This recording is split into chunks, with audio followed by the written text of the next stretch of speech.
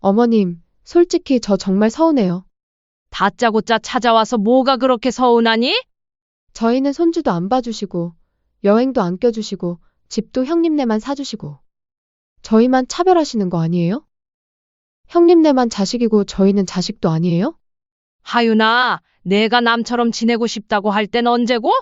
가족도 아닌 남한테 집 사주는 정신 나간 사람도 있니? 어머님, 설마 했는데 그때 말한 거 가지고 이렇게 째째하게 그러시는 거예요? 째째하다고. 너가 원하는 대로 해줬을 뿐인데 무슨 말이니? 그냥 그건 어느 정도 거리를 두고 지내고 싶다는 거지. 이렇게까지 차별하라고 한 건 아니라고요.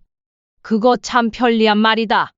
내가 필요할 때는 가족처럼 지내면서 차별하지 말라고 하고, 내가 필요할 때만 남처럼 지내고 싶다고? 그게 아니라. 둘 중 하나만 하지 그러니? 너가 원해서 남처럼 지내고 있는 건데 대체 뭐가 불만인 거니? 장단 맞춰주기 힘드니까 하나만 하거라. 오늘 이야기의 주인공은 71세 조영숙 씨입니다. 남편과 사별한 지 5년째 두 아들을 두고 혼자 지내고 있습니다. 영숙 씨에게는 두 며느리가 있었습니다. 첫째 아들 재민이의 아내인 첫째 며느리 은지와 둘째 아들 민재의 아내인 둘째 며느리 하윤이었죠. 그런데 이 두 며느리는 정말 하늘과 땅 차이였습니다. 첫째 며느리 은지는 남편을 잃고 슬퍼하는 시어머니를 진심으로 챙겼습니다. 시아버지 장례식 때도 영숙 씨를 누구보다 많이 챙겼고 그 이후에도 일주일에 2번씩은 꼭 안부를 묻곤 했죠. 어머님, 오늘 저녁은 뭐 드셨어요? 제가 반찬 좀 해드릴까요? 아이고, 괜찮다. 너도 직장 다니느라 힘들 텐데. 아니에요. 어머님 혼자 계시는데 제가 안 챙기면 누가 챙겨요? 첫째 며느리 은지는 정말 자연스럽게 영숙 씨를 챙겼습니다. 억지스럽지 않았고 의무감에서 하는 것도 아니었습니다. 진짜 가족처럼 생각한다는 게 말과 행동에서 고스란히 느껴졌죠. 반면 둘째 며느리 하윤은 달랐습니다. 처음에는 영숙 씨도 새 며느리니까 조심스러워하는구나 싶었습니다. 결혼 초기에는 누구나 그럴 수 있는 일이잖아요. 하윤아, 시집와서 고생이 많구나. 어려운 일 있으면 말하거라. 네, 어머님. 하지만 둘째 며느리 하윤의 대답은 늘 그랬습니다. 짧고 건조하고 어떤 감정도 느껴지지 않았죠. 시간이 갈수록 그 태도는 더욱 분명해졌습니다. 가족 모임이 있을 때마다 둘째 며느리 하윤이는 항상 빠졌습니다. 어머님, 죄송한데 저 몸이 좀 안 좋아서요. 아, 그래? 많이 아프니? 네, 그냥. 피곤해서요. 그런 식으로 가족 모임을 피해가는 일이 반복되었습니다. 영숙 씨는 그때도 젊은 애들은 바쁘겠지 하며 넘어갔죠. 명절 때도 마찬가지였습니다. 요즘에 누가 시댁에서 명절을 보내나요? 그냥 간단히 하면 안 될까요? 너희들이 편한 대로 해라. 영숙 씨는 늘 그렇게 말했습니다. 며느리들에게 부담을 주고 싶지 않았거든요. 하지만 마음 한편으로는 서운함이 쌓여가기도 하였죠. 반면 첫째 며느리 은지는 정반대였습니다. 명절이 다가오면 미리 연락해서 무엇을 준비할지 물어보고 시장에 가서 함께 장을 보자고 했죠. 어머님, 올해는 제가 나물 좀 무쳐올까요? 어머님 손이 아프시잖아요. 괜찮다 힘들게 뭘 그런 것까지 하니 고맙구나. 아니에요. 제가 하고 싶어서 그러는 거예요.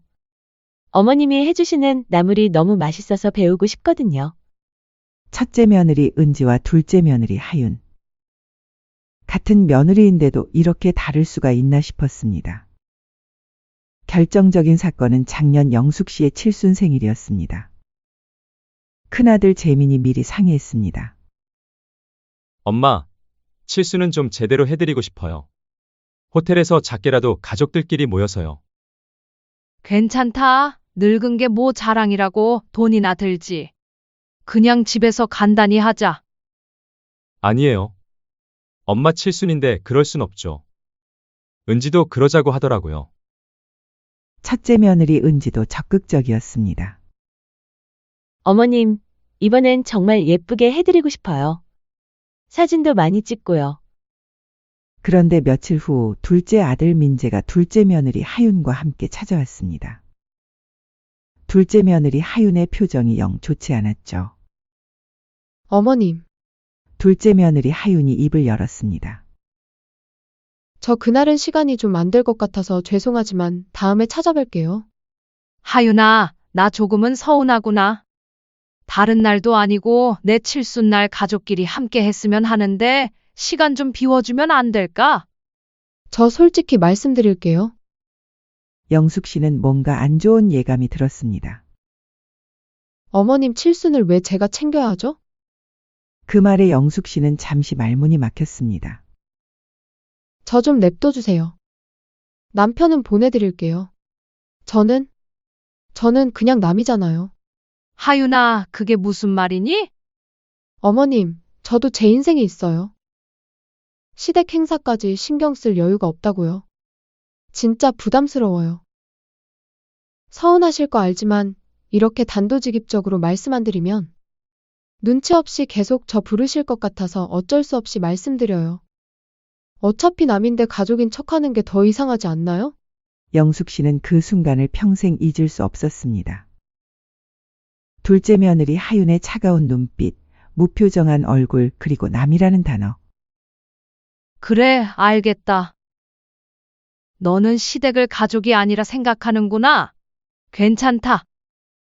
내가 부담스러우면 오지 않아도 돼. 감사합니다. 이해해 주셔서 감사해요, 어머님.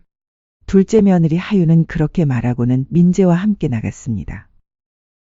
4년 동안 생일 때마다 용돈을 챙겨주고 손주가 태어났을 때는 몇 달이고 집안일을 도와주었는데 둘째 며느리 하윤에게는 그 모든 게 남이 해준 일이었던 거죠. 영숙 씨는 그날 밤 마음속으로 다짐했습니다. 그래, 그 말 절대 잊지 않겠다. 내가 남이라고 했으니 앞으로는 정말 남처럼 지내자. 칠순잔치는 예정대로 열렸습니다. 첫째 아들 내외와 손주들 그리고 둘째 아들 민재만 참석했죠. 둘째 며느리 하윤은 정말로 오지 않았습니다. 그날 이후 영숙 씨의 마음속에서 둘째 며느리 하윤에 대한 기대는 완전히 사라졌습니다. 아니, 사라진 게 아니라 아예 접어버렸죠. 며느리라고 생각했기에 서운했던 것이고 가족이라고 여겼기에 기대했던 것입니다. 하지만 둘째 며느리 하윤 스스로 그 관계를 거부했으니 영숙 씨도 더 이상 무리하지 않기로 했습니다. 그렇게 오히려 더욱더 편해지기 시작했죠. 신경 쓸 필요가 없어졌으니까요. 며칠 후 첫째 며느리 은지가 칠순 잔치 사진을 들고 찾아왔습니다. 어머님, 사진 인화해 왔어요. 이 사진 정말 잘 나왔어요. 고맙다, 은지야. 그런데 동서 안 온 것 때문에 마음 상하셨죠? 영숙 씨는 첫째 며느리 은지의 눈을 보았습니다. 진심 어린 걱정이 느껴졌습니다. 아니다. 괜찮다. 어머님은 항상 그렇게 말씀하세요. 속상한 일 있어도 혼자 사귀시고. 은지야, 너한테는 내가 정말 고맙다. 내가 뭐가 아쉬워서 그러겠니? 그 순간 영숙 씨는 확신했습니다. 이제 그 둘을 똑같이 대할 이유가 없다는 것을 말이죠. 칠순 잔치가 끝난 후 한 달쯤 지났을 때였습니다. 둘째 며느리 하윤에게서 전화가 왔습니다. 어머님, 예준이가 감기에 걸려서 어린이집을 못 가는데요. 혹시 오늘 하루만 봐주실 수 있으세요? 영숙 씨는 잠시 침묵하더니 대답했습니다. 아, 그래? 그런데 나도 오늘 병원에 가야 해서 힘들겠구나. 아, 네. 그럼 어쩔 수 없네요. 응, 미안하다. 영숙 씨는 그렇게 말하고 전화를 끊었습니다. 며칠 후 또 전화가 왔습니다. 어머님, 제가 갑자기 회사 야근을 해야 해서요. 아이 픽업 좀 해주실 수 있으세요? 아이고, 오늘은 내가 은지랑 약속이 있어서 안 되겠다. 아, 네, 알겠습니다. 이번에도 거절했습니다. 그런 일들이 몇 번 반복되자 둘째 며느리 하윤도 눈치를 챘습니다. 하지만 확실하지 않아서 의심만 할 뿐이었죠. 어째 어머님이 나를 피하는 것 같네. 한편 첫째 며느리 은지에게는 정반대였습니다. 영숙 씨는 기꺼이 첫째 아들 부부의 손주는 기꺼이 봐주었죠. 그렇게 손주를 봐주는 영숙 씨에게 고마웠는지 첫째 며느리가 영숙 씨에게 일본 여행을 제안했죠. 어머님, 혹시 이번에 일본 여행 같이 가실래요? 시간 되세요? 일본 여행? 가족끼리 가면 너무 좋겠구나. 그럼 같이 가시는 걸로 알고 있을게요, 어머님. 그렇게 영숙 씨는 첫째 가족과 함께 일본 여행을 계획했습니다. 둘째 가족에게는 말하지도 않았죠. 며칠 후 가족 단톡방에 첫째 며느리 은지가 숙소 예약 완료 소식과 함께 받아 뷰 사진을 올렸습니다. 영숙 씨는 고생했다며 고마워했고 재미는 오랜만에 가족여행이라며 기뻐했죠. 둘째 아들 민재와 둘째 며느리 하윤도 이 대화를 다 보고 있었습니다. 하지만 아무도 그들에게는 여행 이야기를 꺼내지 않았죠. 민재가 조심스럽게 언제 가는지 물어봤지만 영숙 씨는 다음 주 금요일이라고만 답했을 뿐이었습니다. 그 후로 단톡방은 조용해졌습니다. 여행 당일 가족 단톡방에는 즐거운 사진들이 계속 올라왔습니다. 공항에서 출발하는 모습, 일본 도착 소식, 영숙 씨가 손주들 간식까지 챙겨준 이야기. 첫 가족여행이라며 행복해하는 은지의 메시지들이 이어졌죠. 둘째 아들 민재는 이 사진들을 보며 씁쓸했습니다. 둘째 며느리 하윤은 단톡방을 보다가 결국 폰을 내려놨죠. 그 후로도 영숙 씨와 첫째 가족의 관계는 더욱 돈독해졌습니다. 반면 둘째 가족과는 점점 멀어져만 갔죠. 어느 날 첫째 며느리 은지가 영숙 씨에게 말했습니다. 어머님, 요즘 전세값이 너무 올라서 이사를 고민하고 있어요. 그래? 어디로 이사 갈 생각이니? 신도시 쪽으로 보고 있는데 아이들 교육 환경도 좋고요. 좋은 생각이다. 아이들을 위해서라면 좋은 곳으로 가야지. 그런데 집값이 너무 비싸서 고민이에요. 영숙 씨는 잠시 생각하더니 말했습니다. 내가 좀 보태줄게. 어머님? 그런데 너무 큰 돈인데. 뭘, 은지 내가 평소에 나한테 얼마나 잘해줬는데. 그 정도는 해줘야지. 너네들이 행복하게 잘 살기만 하면 되는 거야. 어머님, 정말 괜찮으세요? 그럼 당연하지. 우리 가족을 위한 건데. 영숙 씨는 정말로 첫째 아들 부부에게 신도시 아파트를 사줬습니다. 그리고 가족 단톡방에 첫째 며느리 은지가 어떻게 감사 인사를 드려야 할지 모르겠다며 감격해하는 메시지를 올렸습니다. 첫째 아들은 평생 잊지 않겠다고 했고 영숙 씨는 당연한 일이라며 담담하게 답했죠. 은지는 아이들이 좋은 환경에서 클 수 있게 됐다며 연신 감사를 표했습니다.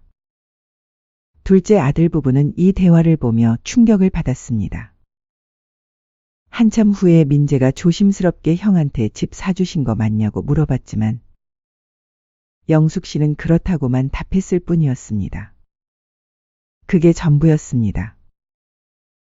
더 이상 무슨 말을 해야 할지 모르겠더군요. 며칠 후 첫째 아들 내외가 새 집으로 이사를 했습니다. 영숙 씨도 이사를 도왔죠. 어머님, 정말 감사해요. 어머님 덕분에 이렇게 좋은 집에서 살게 됐어요.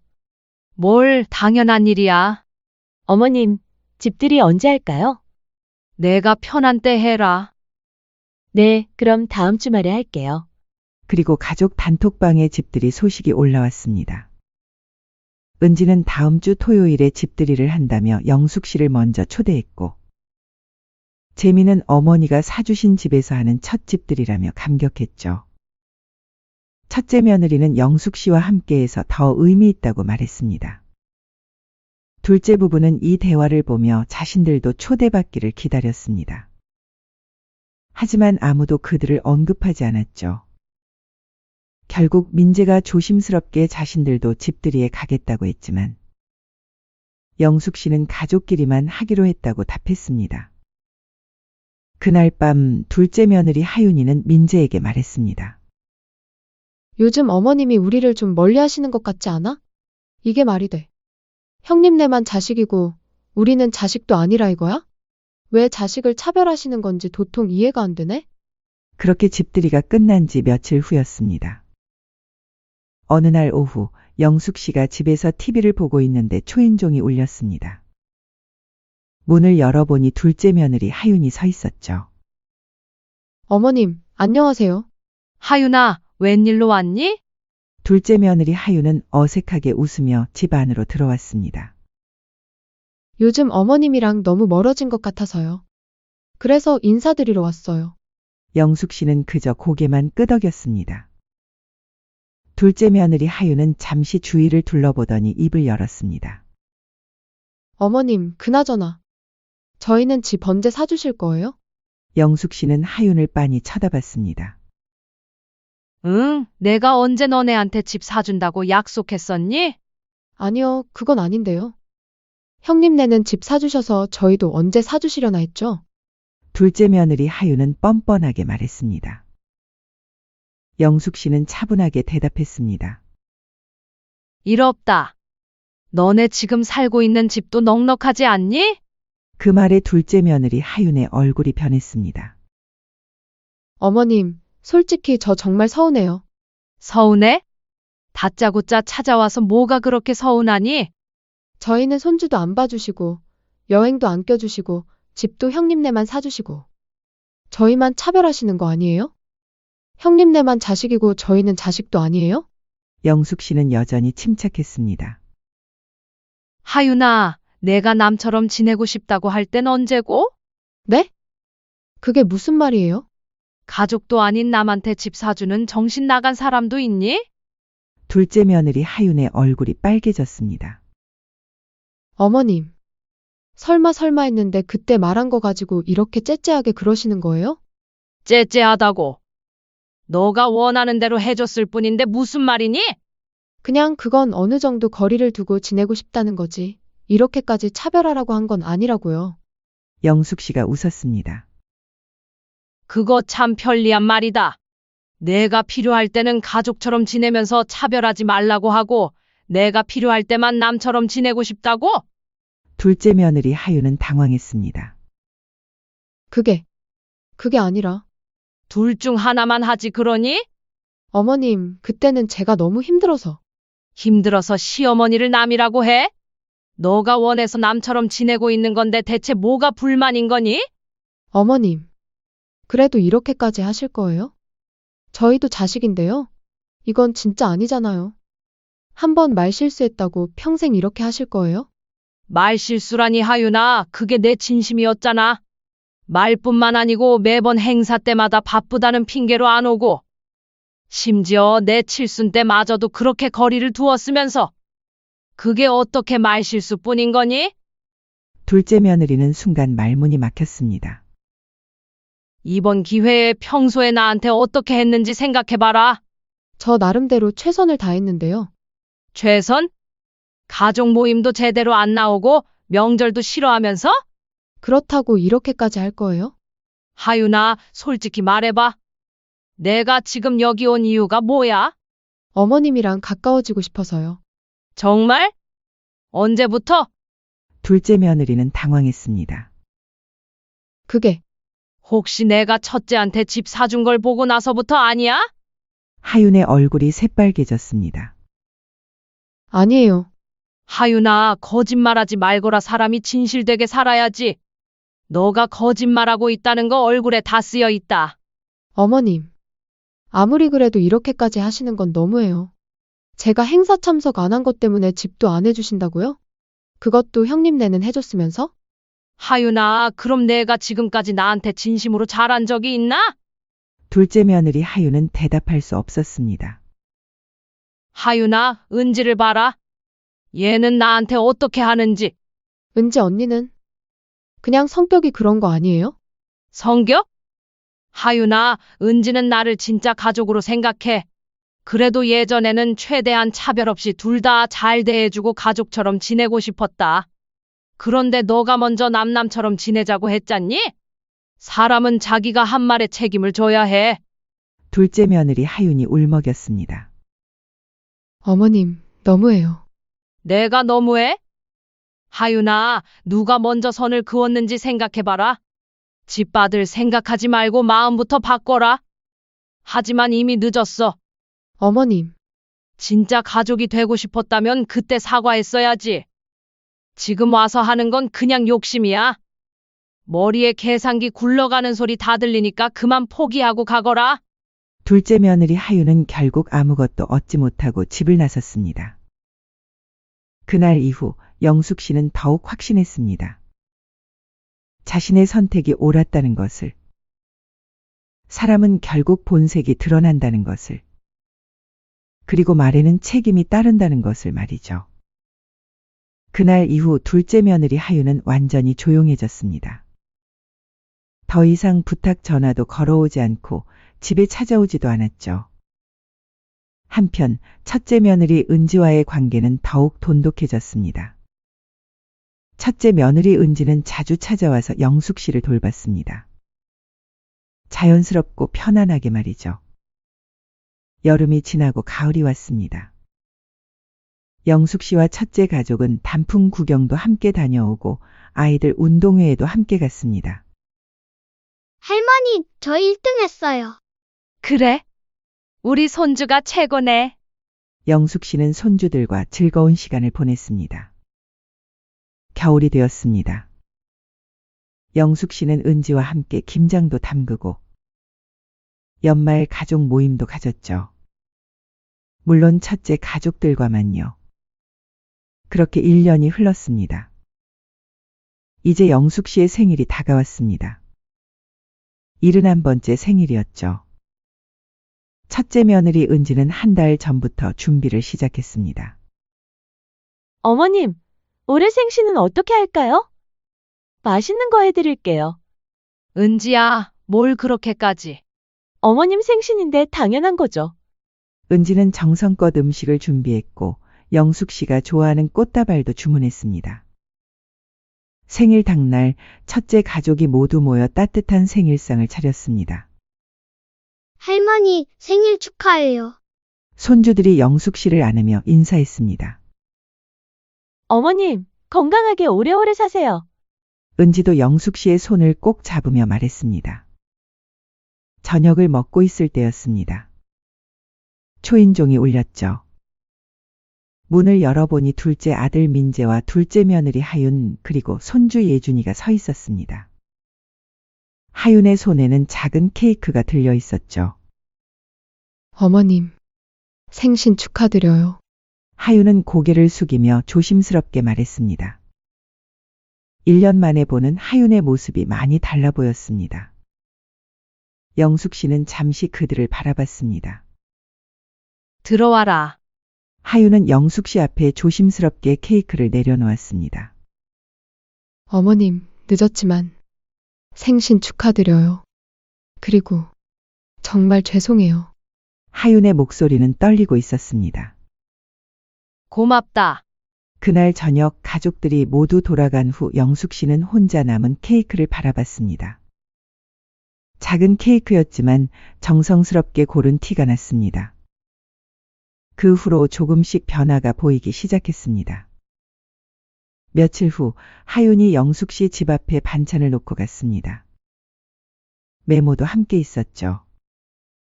어머님, 김치가 떨어지셨을까봐 담가왔어요. 맛없으면 버리셔도 돼요.